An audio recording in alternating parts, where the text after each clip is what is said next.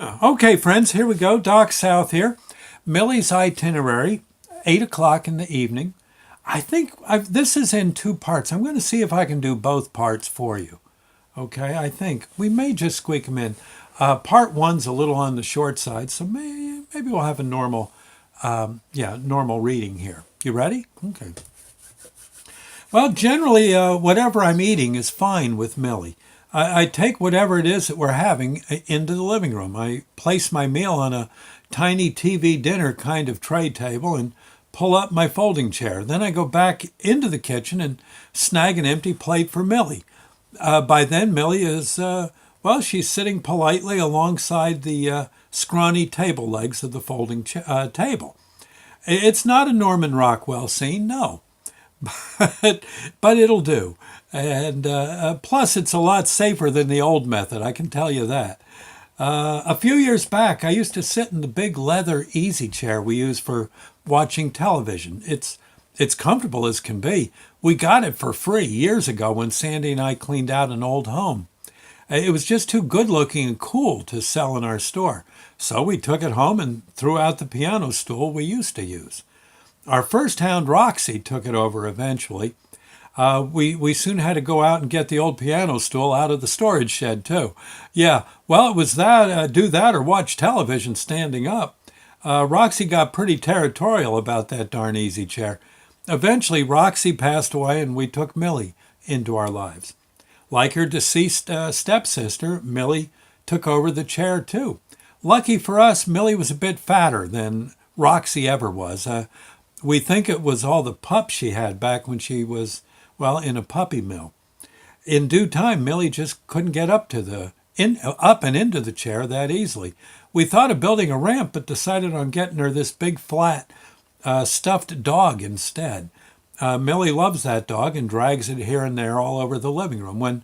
When she wants a nap and none of us humans are on the floor, she simply cuddles up with her buddy and, she's soon out like a light. Score one for the humans. We finally got the big red easy chair back. Well, actually, Sandy claimed it. Yeah, at least for the time being, I didn't have to share the piano stool. The only time I got to use the big red chair was when I had my supper. That chair was our dining room. Sandy long ago claimed the old dining area to store antiques ready for flea market. So it was basically our only choice.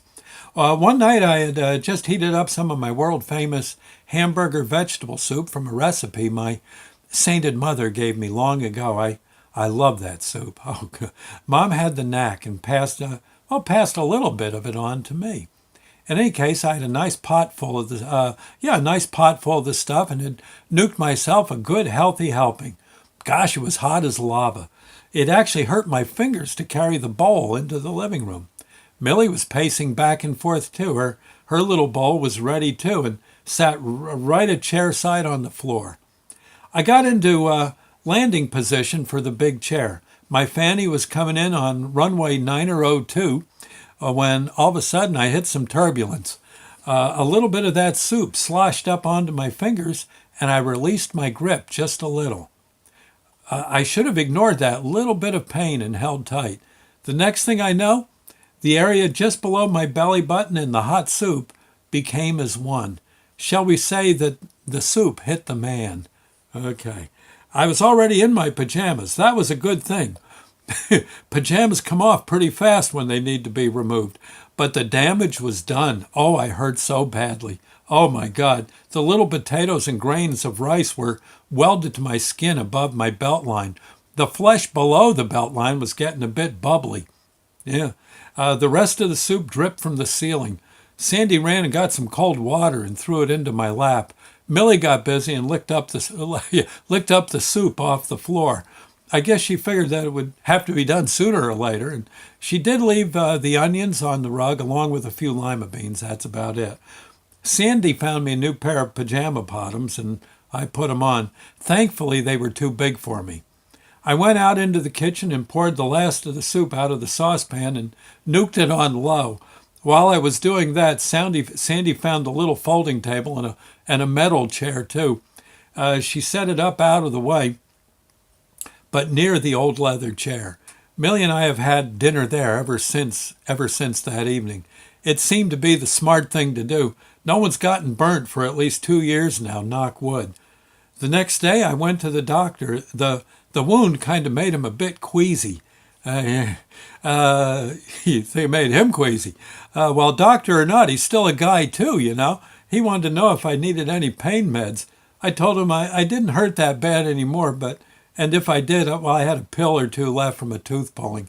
I'd use them if I needed relief.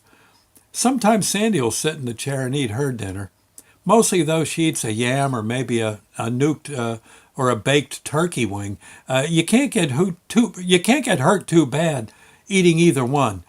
I don't feel that comfortable in the chair anymore, to tell you the truth. I used to fall asleep in it real easy. Now I don't. Every now and then Millie will grunt and groan for hours and manage to pull herself up onto the chair and take a long nap. Other than that, we use the chair to hold stuff once the items are ready to be sold at the flea market. That darn chair. Oh, man, that soup hurt. Oh, yeah. Okay, and you know you're hurt bad when the doctor goes, ooh, ooh. Yeah, because they've seen everything. Oh, yeah. Okay. Well, that's a wrap. Oh, tomorrow I'm going to get a nuclear stress test, have my heart checked out. It's a routine thing once you get stents put in your heart, and no big whoop. You run on a treadmill. They check you out.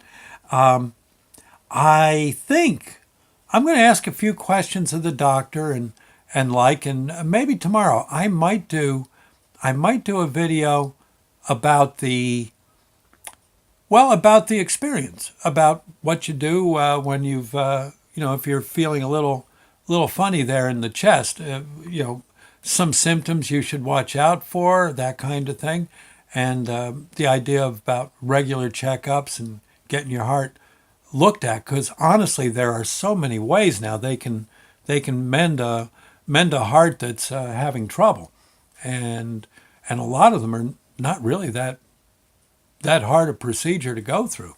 I got to say, I remember when I was told I'd have to have a stent. I remember thinking, my God, they're going to cut me half open and all that kind of thing. And the doctor said no. He says, honestly, it hurts more to go to the dentist and get a tooth filled than it does to get a stent anymore. And that was 20 years ago for me. Darn near 20, I think 19 years. And so anyway, I'll see what I can do. Maybe there's some advice I can give you, and with a little luck, maybe save your life if you ever experience heart trouble, and you haven't really experienced before. It might be a good thing. Okay, so we'll see what we can do about that tomorrow. Right now, though, God bless. Good night. I got spaghetti to eat, and I'm sitting I'm sitting at the metal table. Thank you. Bye now.